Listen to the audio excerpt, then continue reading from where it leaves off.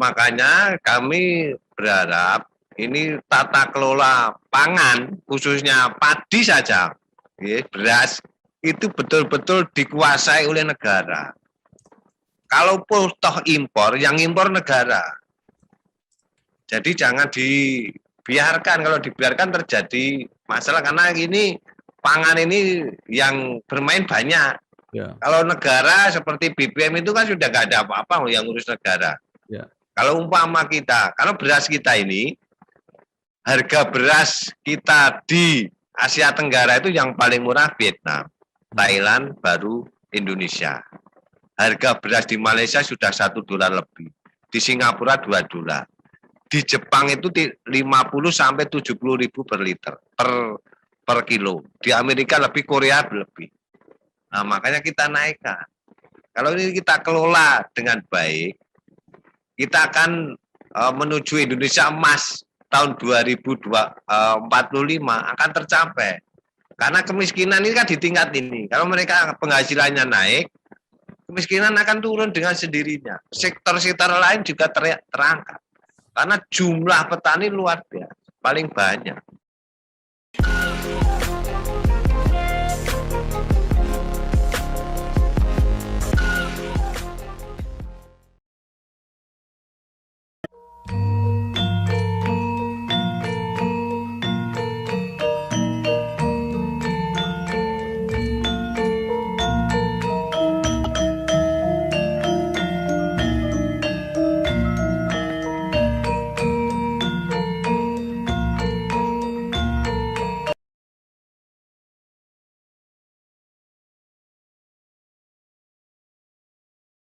Assalamualaikum warahmatullahi wabarakatuh. Bersama saya Bambang Sadono di channel Inspirasi Jawa Tengah. Mudah-mudahan channel ini bisa memberi inspirasi, motivasi, edukasi, informasi, dan syukur bisa membantu mencari solusi. Kami sedang mempersiapkan beberapa video untuk menyambut, memperingati, memeriahkan Hari Jadi Jawa Tengah yang ke-71 dengan mewawancarai banyak tokoh untuk memberi tafsir, memberi makna apa yang sudah dicapai provinsi ini selama 71 tahun. Saya sudah bersama dengan Bapak Haji Sumanto SH, Ketua Komisi B DPRD Jawa Tengah yang membidangi perekonomian. Apa kabar, Pak? Alhamdulillah sehat, Pak Bambang. Ya. Sehat, kerwaras. Kerwaras, nggih, Pak. Nah, dari sudut Komisi B yang membidangi perekonomian di Jawa Tengah. Menurut Bapak, apa saja yang dicapai oleh Provinsi Jawa Tengah, masyarakat Jawa Tengah sampai saat ini? Dan masalah-masalah apa yang kira-kira masih perlu dipikirkan untuk ke depan? Monggo Pak Sumanto. Oke, terima kasih. Kalau di komisi saya termasuk sektor pertanian. Ya. Ini yang menjadi concern seluruh warga Jawa Tengah karena hampir 2.982.000 itu petani pemilik lahan yang ada di Jawa Tengah.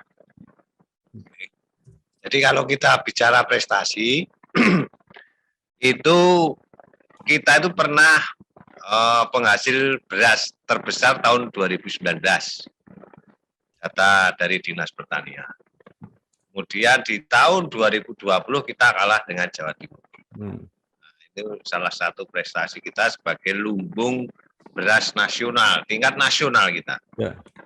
Ya. Kemudian di sektor-sektor lain, misalnya tanaman pangan dan aspek produksi, kita padi di urutan kedua kita di tahun 2020 ini. 2021 ini juga belum ada pendataan. Kemudian jagung menjadi urutan kedua, kedelai menjadi urutan ketiga nasional, kacang hijau menjadi urutan nomor 1 nasional. Oke, produksi kacang hijau. Kemudian kacang tanah nomor 2, ubi kayu itu nomor 2 nasional. Ubi jalar. Nah, ini kalau masalah pangan kita di angka 21 Pak. Ya, jadi ini potensi yang luar biasa untuk dikembangkan di Jawa Tengah. Ya.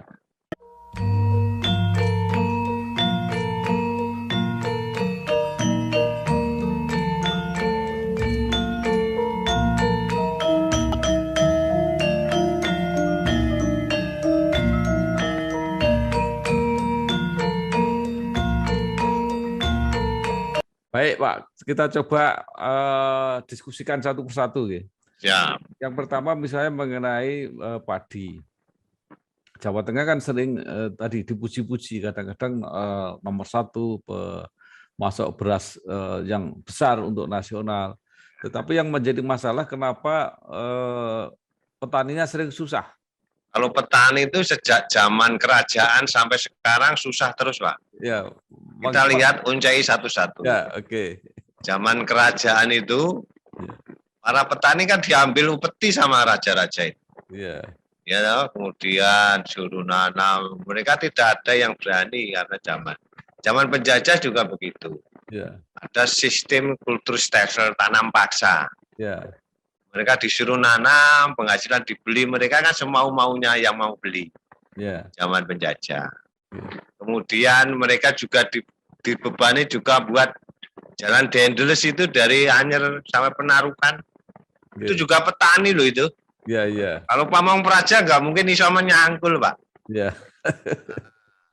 Kemudian zaman merdeka. Ya. Sejak dulu yang namanya petani itu mereka mesti menggarap sawahnya dengan baik. Ya. Tapi nggak pernah sejahtera dan nggak pernah demo. Ya. Ya toh? Pupuk susah, pupuk subsidi angel. Ya. Kalau pas panen raya harganya turun drastis. HPP 4.200 di pasaran 3.600, 3.400. Jadi mereka nggak pernah sejahtera, tidak pernah diperhatikan. Ya. Jadi kalau saya punya pandangan terhadap pertanian karena petani ini tidak hanya mencakup di Jawa Tengah tapi nasional kebijakan. Ya. Dengan subsidi yang sekarang dengan kartu tani tetapi kurang, tiap tahun negara kita itu punya memberikan dana subsidi itu di angka 33 triliun. Ya. Tapi nggak pernah sejahtera juga. Dan sulit juga mencarinya. Karena ada disparitas harga. Semua yang terkait dengan subsidi mesti ada permainan di sana. Nah, kita tahu tentang minyak, tentang BBM juga gitu. Nah, makanya rata-rata kita yang punya pertanian 2.900.000 di Jawa Tengah itu yang petani yang kecil itu di angka 1.300.000 sampai 1.500.000 orang, hampir separuh. Mereka dengan subsidi pupuk, dengan yang kita perhitungkan itu nilai jualnya pasca panen. Kalau mereka punya 2.000 meter tanah, mereka itu setiap bulannya cuma dapatnya 400.000. Ya, bandingkan dengan yang level tenaga kerja paling bawah yaitu tenaga kerja. Ya. UMR kita sudah di Semarang 2 juta lebih, 2.800.000. Tempat saya 1.892.000. Dia punya modal, ya. Hidup dengan penghasilan segitu mana mungkin sejahtera, Pak? Ya. Makanya yang paling utama untuk pemerintah, nih pemerintah pusat nih harusnya mengambil tata kelola beras itu sama dengan tata kelola bahan bakar minyak. Ya. Nah, kalau gitu akan menaikkan nilai petani kecil yang angkanya di bawah 2 jutaan di Jawa Tengah itu dengan penghasilan 400, kita tidak usah bicara subsidi. Yang kita bicarakan nanti pasca panen pemerintah harus menjamin membeli gabah petani. Bentar Pak, 400 itu per apa Pak? Per bulan atau per bulan? Jadi 1 hektar itu kan rata-rata penghasilan petani menghasilkan 6 ton. Ya. 6 ton dikurangi susut itu 18%. Ya. Dikalikan dengan harga gabah 3.600, 3.400 pas harga panen raya mesti segitu. Ya. Nah, itu dibagi 4 sekali panen 4 bulan dibagi 4, hasilnya yang punya tanah 2.000 itu penghasilan per bulannya 400.000. Ya. Naik turunnya seperti itu. Ya. Tapi kalau pas penghasilan apa itu harga gabah baik ya di angka 4.200 sampai 4.500. Rata-ratanya rata-rata dari tahun 2018 sampai 2020 itu gabah petani itu di angka 3.700. Ya.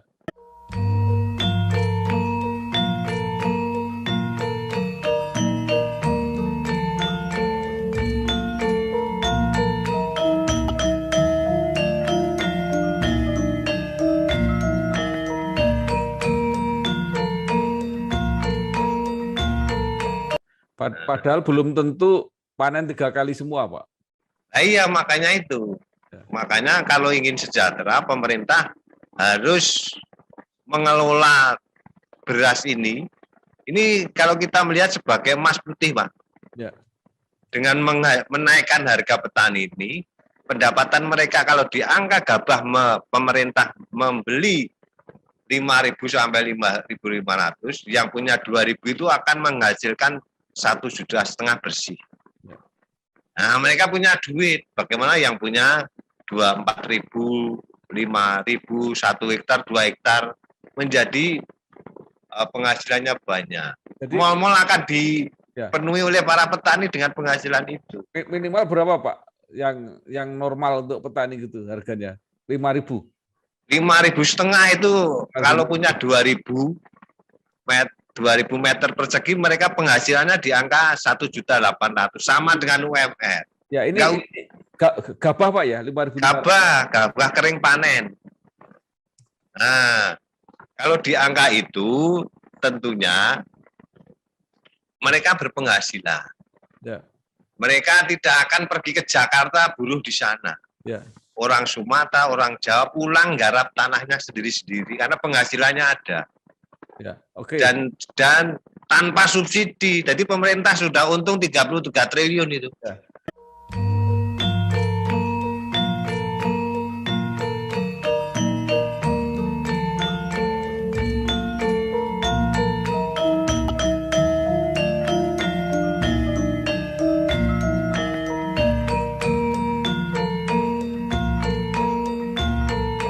Artinya pupuk diperdagangkan secara bebas. Iya, dibebaskan saja, mau dikasih subsidi juga murat marit. Tapi apakah tidak memberi ongkos produksi petani jadi naik? Naik, tapi kan harga gabah ditanggung pemerintah dengan angka 5.000. Penghasilannya mereka lebih. Ya. Sekarang kan posisi sudah subsidi, penghasilannya pas panen raya, ya, penghasilannya 500 ya, atau 400. Oke. Dengan non subsidi, harga dijamin pemerintah dengan harga 5.500, mereka penghasilannya 1.800.000 sampai 1.500.000. Jadi menurut Pak Sumanto itu sudah diperhitungkan harga pupuk, pokoknya semua dengan dibeli pemerintah 5.500, itu petani sudah lumayan lah ya, sudah ada untung dikit gitu ya. Udah lumayan, mereka dari penghasilan 400.000 sudah naik 1.500.000 atau 1.800.000 kan naik. Mereka punya duit, akan pergi ke kota, beli mal-mal akan dipenuhi oleh petani, Pak. Iya. Orang-orang yang ke Jakarta pulang. Gitu.